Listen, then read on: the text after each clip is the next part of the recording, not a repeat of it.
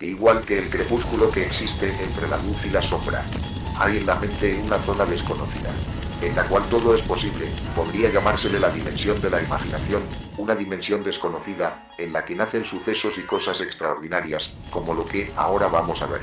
¿Que no es posible? Todo es posible en el reinado de la mente. Todo es posible en la dimensión de Tony Hacker. Yo soy Tony Hacker, hoy les hablaré de la física hiperdimensional. La aparición de estos vórtices planetarios ya había sido predicha a mediados del siglo XIX por el físico matemático James Clerk Maxwell, cuyas ecuaciones pusieron la piedra angular de la primera teoría unificada de las fuerzas naturales. El electromagnetismo, su teoría supuso un paso ineludible en el camino que condujo a la relatividad de Einstein y a la mecánica cuántica de Planck, Heisenberg y Schrödinger. Sus postulados fueron propuestos por los científicos más notables de la época, y muy poco dados a especulaciones paracientíficas como el Moltke, Lord Kelvin, Faraday y el propio Maxwell. Estos pioneros llegaron a la conclusión de que nuestra realidad tridimensional no es sino la parte accesible para nosotros, seres tridimensionales, de un universo de más dimensiones, y que en la interacción entre esas otras dimensiones y las tres que constituyen el mundo material de nuestra experiencia, se encontraría el secreto de muchos fenómenos hasta ahora inexplicables. E incluso la clave de la aparición de la vida sobre nuestro planeta. Los padres de la física hiperdimensional llenaron pizarras con interminables cálculos, desarrollaron ingeniosos modelos cosmológicos y levantaron un verdadero edificio de relaciones matemáticas y geométricas. Las mismas que más tarde aparecerían en un lugar tan insospechado como la superficie de Marte. Sabían que, en determinadas circunstancias, tendría que existir un flujo de energía de esas otras dimensiones hacia la nuestra.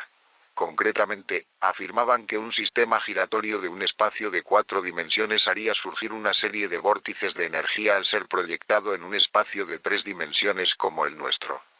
Ese fenómeno se producirá, según sus cálculos matemáticos, a 19.5 grados del ecuador. Sin embargo, lo novedoso de la idea la hizo blanco de numerosos ataques. Y terminó cayendo en el cajón del olvido científico. Son célebre, en este sentido, los adjetivos descalificadores. Místicos, obra del diablo que el físico Olivere Aviside dedicó a estos trabajos de Maxwell, por tratar con conceptos hiperdimensionales. Sin embargo, a mediados de la década de los 60, un hallazgo astronómico aparentemente irrelevante vino a apoyar los planteamientos de aquellos pioneros de la física del siglo XX. Las observaciones que se realizaron a través de los primeros espectrógrafos demostraron que el planeta Júpiter desprende una radiación infrarroja anómala, esto es, emite mucha más energía de la que recibe del Sol. Posteriormente, las sondas Pioneer y Voyager pusieron de manifiesto que el mismo fenómeno inexplicable se repetía en Saturno, Urano y Neptuno. Esto constituía una anomalía cósmica de primer orden. Si la cantidad de radiación emitida al espacio por estos planetas es muy superior a la que correspondería a la suma del calor interno y al que reciben del Sol, entonces, ¿de dónde procedía esa energía adicional para la física hiperdimensional? La respuesta es que la combinación entre la masa de los planetas y su momento angular, la energía de su desplazamiento alrededor del Sol, genera un punto de contacto con otras dimensiones, a través del cual se produce una transferencia de energía. Esto se puede cuantificar a través de la fórmula L igual mr2, en la que L es la energía resultante, m la masa y r el momento angular. Dicho llanamente, recibimos aportaciones energéticas de otras dimensiones inaccesibles a nuestra experiencia tridimensional, y el propio sistema solar funciona como un mecanismo que genera los portales interdimensionales a través de los cuales penetra dicha energía. Los parámetros físicos y matemáticos requeridos para esta transferencia de energía e información procedentes de un hipotético espacio n-dimensional, donde n es un número indeterminado, fueron establecidas en su momento por personalidades científicas del siglo XIX de la talla del matemático alemán Georg Riemann, el físico escocés Sir William Thomson, el ya citado Maxwell y el matemático británico Sir William Rowan Hamilton. Fue concretamente el matemático Arthur Cayley quien estableció las relaciones geométricas interdimensionales que aparecen, no solo en la llanura de Quidonia, sino también en la geometría sagrada que durante milenios ha acompañado a las prácticas esotéricas más diversas, y ha regido la configuración formal de las construcciones de la arquitectura sagrada. No obstante, hay una objeción legítima que hacer. Está muy bien que exista una física hiperdimensional asociada a la mecánica celeste, pero, ¿no hay algo más actual, más tangible, que pueda confirmarnos que estamos ante un indicio que pueda conducirnos a la antigua ciencia de los dioses? Entre el 6 y el 9 de diciembre de 1993, tuvo lugar la cuarta conferencia de fusión fría en Maui, Hawái, muy cerca del paralelo 19,5. Científicos de todo el mundo se habían reunido para tratar lo que podía ser el mayor hallazgo de la historia. Se presentaron más de 150 ponencias del más alto nivel y asistieron los padres de esta disciplina. Stanley Pons y Martin Fleischmann, que habían acudido desde el laboratorio que en Niza ha montado para ellos Tesnova, una subsidiaria de Toyota. La conferencia de Maui fue el último gran acontecimiento en el campo de la fusión fría, marginado por la ciencia oficial. A pesar de que en todo el planeta existen equipos de investigación que continúan trabajando sobre este tema, su labor solo es recogida por revistas especializadas como Infinite Energy. Aquellos que, a pesar de la postura oficial al respecto, se deciden a investigar el tema, se ven acosados por sus antiguos colegas. Porque esta persecución, los orígenes de la fusión fría se encuentran en los trabajos de Pons y Fleischmann, que el 23 de marzo de 1989 convocaron una rueda de prensa en la Universidad de Utah, para realizar un asombroso anuncio. Según habían comprobado repetidas veces, la electrólisis de agua pesada empleando electrodos de platino y paladio tenía como resultado una producción de energía calorífica mayor que la correspondiente a la electricidad utilizada. Si se encontraba una forma de aprovechar este calor adicional, habrían encontrado una fuente inagotable y gratuita de energía. El informe levantó una encendida polémica. El 1 de mayo de 1989 la American Physical Society dio carpetazo a todo el asunto, catalogándolo de mera superchería científica. Sin embargo, esto no desalentó a decenas de investigadores que, patrocinados por empresas multinacionales como Toshiba, Hitachi, Toyota, Exxon o Caterpillar, más interesadas en los resultados económicos que en los prejuicios científicos, continúan trabajando en este terreno. Los experimentos originales han sido reproducidos, incluso mejorados, en incontables ocasiones, pero nadie ha sido capaz de dar el paso definitivo en la explicación del fenómeno. Técnicos competentes, con amplia experiencia, se desesperan al comprobar cómo el mismo experimento, idéntico hasta el mínimo detalle, arroja resultados diferentes cada vez que se realiza. A veces no sucede nada en absoluto. En cambio, la producción de calor es intensísima. Para añadir confusión, se ha comprobado que determinadas frecuencias acústicas actúan de catalizador de estas reacciones. Tal vez, los antiguos alquimistas, depositarios a fin de cuentas de los vestigios de la antigua ciencia, pudieran aportar algo de luz a los trabajos de sus modernos seguidores. Ellos sabían bien que determinados momentos astrológicos eran más propicios que otros a la hora de llevar a cabo sus operaciones. Bajo el prisma de la física moderna esto es una insensatez, pero considero bajo la física hiperdimensional todo adquiere un sentido muy claro, ya que es precisamente el curso de los planetas el que marca la pauta de transferencia de energía entre las dimensiones. Posiblemente esa misma energía que se detecta en los recipientes de la fusión fría, pero que nadie acierta a explicar de dónde proviene. Por otro lado, resulta curioso que tanto el paladio como el platino y el aluminio, empleado también en los experimentos de fusión fría, tenga una estructura cristalina en forma de tetraedro y sus átomos se organicen formando esta misma figura geométrica, clave en las fórmulas de la física hiperdimensional. Es muy probable que estos exploradores en el campo de la fusión fría estén redescubriendo algunos de los secretos que ya conocían los antiguos alquimistas, y puede que alguien haya llegado un poco más lejos, aunque amparado en las sombras de un impenetrable secreto. Es posible que estemos otorgando atributos de máxima novedad, algo que determinados grupos podrían haber conocido y desarrollado el secreto desde hace años. En la comunidad de los estudiosos de las conspiraciones, hace tiempo que existe una creencia muy extendida respecto a la existencia de un gran secreto, que explicaría numerosos casos de encubrimiento en los cuales aparece involucrado el gobierno estadounidense.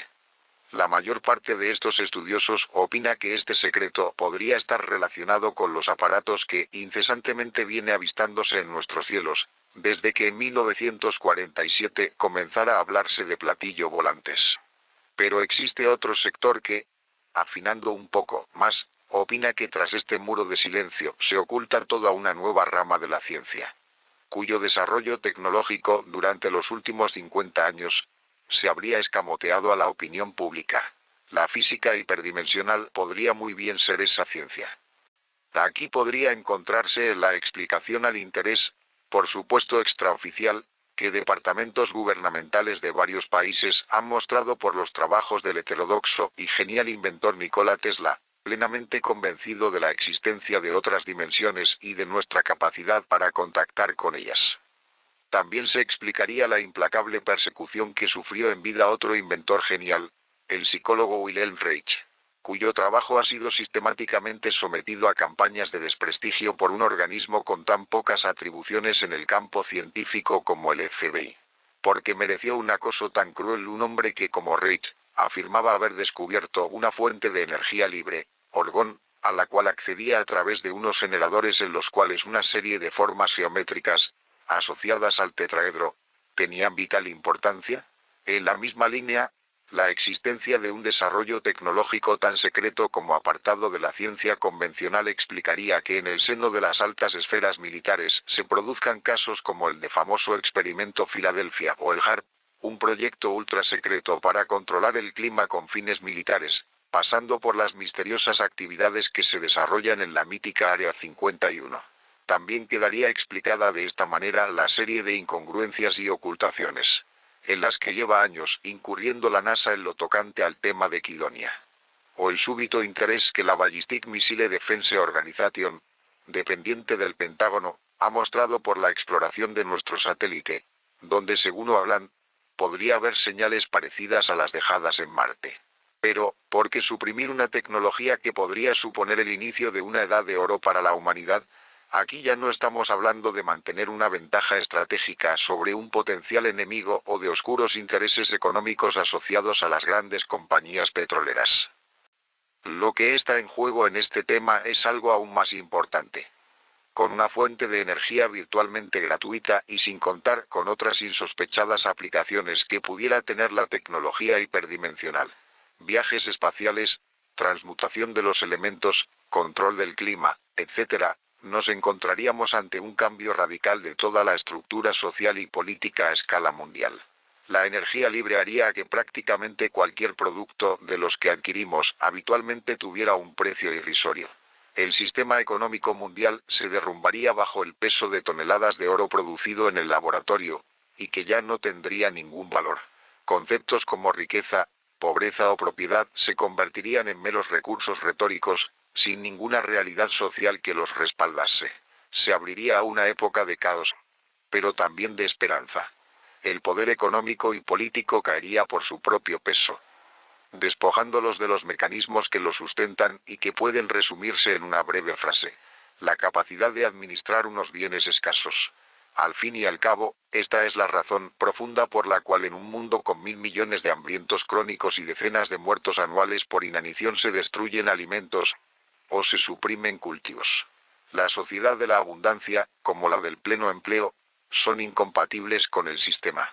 Sin embargo, si estamos ante un momento en el cual la misma dinámica interdimensional del universo determina un salto cualitativo en la evolución, no habrá manera de impedir el cambio.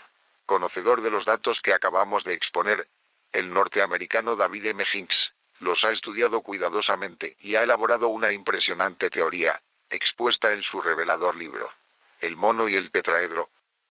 Hinks llega a una sorprendente conclusión. Los periodos de actividad hiperdimensional están íntimamente ligados al ser humano y, en la actualidad, estamos a punto de acceder a uno de esos saltos evolutivos. Su argumentación no puede ser más racional. La práctica totalidad de los textos espirituales, antiguos o modernos, insisten en la importancia del amor como llave que abre las puertas de la evolución humana. El amor es un flujo completamente libre y sin restricciones de información, que puede tomar la forma de palabras, pensamientos o pura energía. En un mundo donde la aceptación incondicional fuera la regla, la energía en todas sus formas fluiría coherentemente, sin ningún tipo de resistencia. El amor, descrito de esta manera, sería el estado ideal para la transmisión de la energía. Ahora, consideremos este concepto en términos de física hiperdimensional. ¿Qué podría significar todo esto? Básicamente, que un flujo de energía de origen desconocido no solo está penetrando en nuestro planeta, sino haciendo subir su patrón vibratorio y, con este, el de todo lo que el planeta contiene, incluidos sus habitantes. En este contexto, es comprensible que el poder establecido esté dispuesto a todo para evitar que este conocimiento trascienda. Porque acarrearía la crisis definitiva de la actual cultura y el nacimiento de otra forma de pensar y de vivir, en cuyo marco no habría espacio para el sistema vigente, basado en el trabajo remunerado.